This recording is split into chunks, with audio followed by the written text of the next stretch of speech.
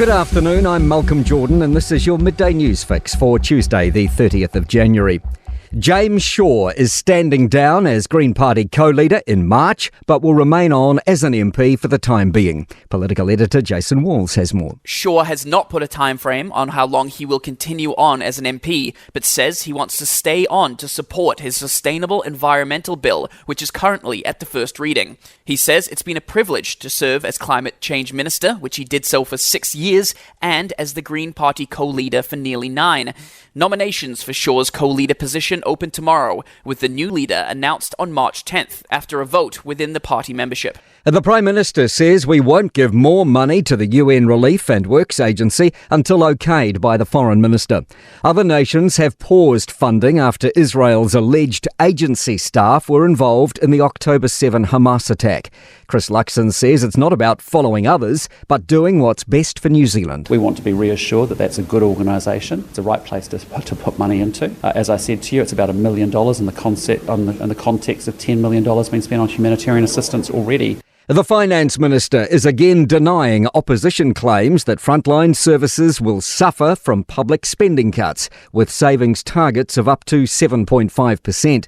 WorkSafe, Stats New Zealand and MB are eyeing slashing jobs. But Nicola Willis says they'll put more in frontline education, health and the police. It doesn't mean they're exempt from looking in their back office, where in many cases there have been huge increases in consultant and contractor spending to see could we be doing things more efficiently. Oranga Tamariki says it's working to improve safety for children in residences.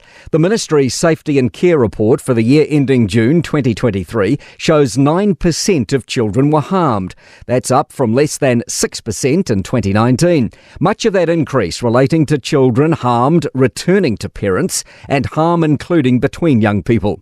Oranga Tamariki's Nicolette Dixon says they've taken many steps. Things like introducing new standard operating procedures to give our staff more guidance about how to respond to issues, improving the physical environment of those residences. 9 former members of Gloriavale are reportedly seeking $5.2 million for wages, breach of minimum entitlements, compensation and penalties.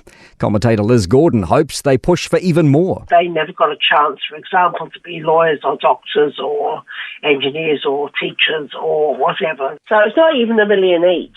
Cheap as chips, I think they should ask for more.